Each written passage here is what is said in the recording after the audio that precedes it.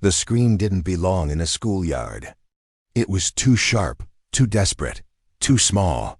And the moment it cut through the afternoon air, Daniel Hayes felt something inside his chest lock into place. Combat had taught him many things. One of them was this: fear has a sound. Most people hear noise. A soldier hears threat. Daniel had promised himself he was done living that way. Done scanning exits. Done studying body language. Done reacting before anyone else even understood what was happening. He wasn't a Navy SEAL anymore. He wasn't a weapon. He was just a father picking up his daughter from school. But the past doesn't care about promises. And when that scream echoed across the cracked concrete playground, his body turned before his mind could argue. At the far corner of the yard, near the chain-link fence, he saw them. 3 boys, 1 small girl. She couldn't have been more than 9. Her backpack looked too big for her thin shoulders. One strap was slipping. Her hair was tied back with a ribbon that had come loose, strands falling across her face as she backed away, step by step, until her spine hit metal fencing. No more space. No escape. The biggest boy leaned in close, his grin wide and cruel. "You don't belong here," he mocked loudly. "Why don't you go back to wherever you came from?" The other 2 laughed. One kicked her backpack to the ground. Books spilled across the concrete. The girl bent instinctively to grab them, but one of the boys shoved her shoulder, hard enough to scare. Not hard enough to leave visible marks. Daniel's jaw tightened, not with rage. Rage was sloppy. He felt something colder, controlled, precise. Beside him, his daughter Ava clutched his hand tighter. "Dad," she whispered, her voice trembling. "Please help her." And that was it. No battlefield had ever made his heart pound the way that plea did. He squeezed Ava's shoulder gently. "Stay right here," he said quietly. Then he started walking, not running, not rushing, just moving forward with steady confidence. The kind of walk that came from years of entering rooms where people didn't want him alive. Parents nearby noticed. Teachers noticed. There was something about the way he moved that made space open without him asking. The boys noticed too. Too late. Daniel's shadow fell across them, and the laughter stopped. The biggest boy looked up, irritation turning into unease. "Mind your business," he snapped. Daniel gave him a calm look. "It became my business the second you cornered someone who can't fight back." The boy rolled his eyes and shoved the girl again. That was his mistake. Daniel moved, 1 step. 1 clean motion. He caught the boy's wrist mid-shove and twisted, not violently, not brutally, just enough to break balance. The boy dropped to his knees with a shocked gasp. The second boy rushed forward out of instinct. Daniel sidestepped smoothly, using the kid's own momentum to guide him into the fence. A firm forearm pressed against his chest. Controlled. Measured. The third boy froze. Daniel didn't even look at him. "Go," he said quietly. The boy didn't argue. He ran. Teachers came sprinting across the yard shouting. But it was already over. Daniel released the boys and stepped back, hands raised slightly to show calm. The first boy scrambled away, clutching his wrist, not injured, just humiliated.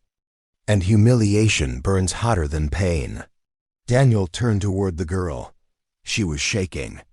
He crouched slowly to her level and began picking up her books one by one.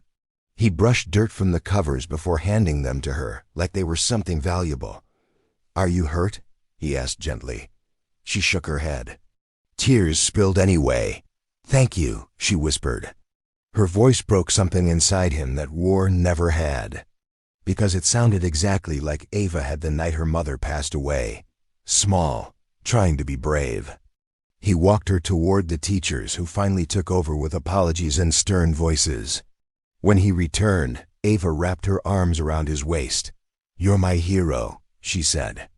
Daniel forced a smile, but something about the girl stayed with him. Her eyes, they weren't just scared, they were alert. Watching everything, waiting for the next threat. He knew that look. He'd seen it in children in war zones. That night, Ava wouldn't stop talking about her. Her name is Mia, she said between bites of dinner. She just moved here. She doesn't have friends. Daniel listened quietly, but his mind replayed every detail. The way Mia flinched when voices rose, the way she avoided eye contact, the way she scanned exits. That wasn't normal playground fear. That was learned fear. The next afternoon, Daniel arrived early. Mia sat alone on a bench near the side gate. She wasn't eating, just staring at the ground. Ava ran over and sat beside her, chatting cheerfully. Mia nodded politely but barely spoke. Daniel watched from a distance.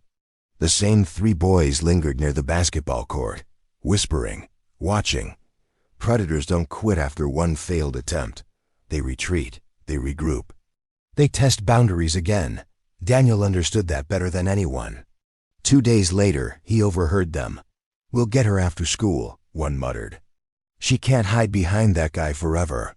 That was enough. Stopping a moment wasn't enough. Protection required follow-through. That evening, after Ava fell asleep, Daniel sat alone on the porch. The air was cool, the world quiet. He stared into the dark, remembering words his old commanding officer once told him. "You don't protect people because it's easy. You protect them because you can." He had walked away from that life. Or tried to, but some instincts don't disappear. They wait, and some missions find you. The next morning, Daniel didn't confront the boys. He confronted the system. He spoke calmly to the principal. Requested security footage. Documented repeated harassment. He contacted other parents.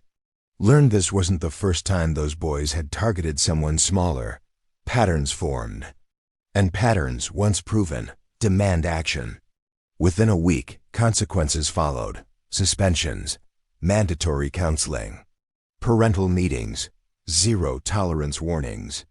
The boys' bravado faded quickly when adults stopped ignoring behavior. And something else changed too.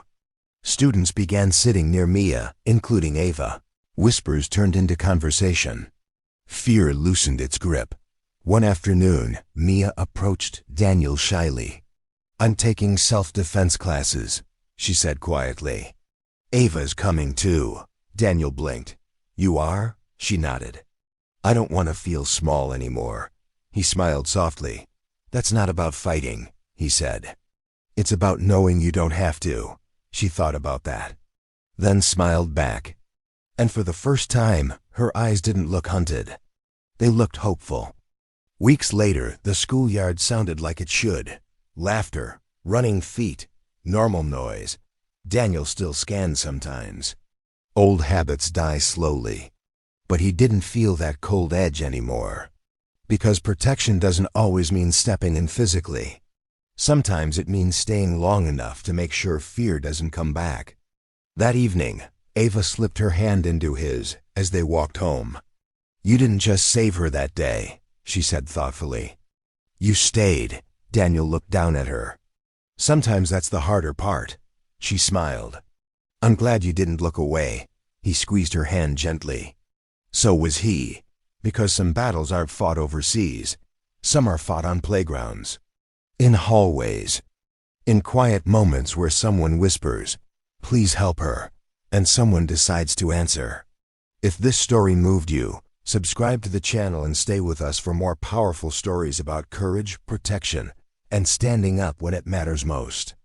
Because the world doesn't change when people feel sorry.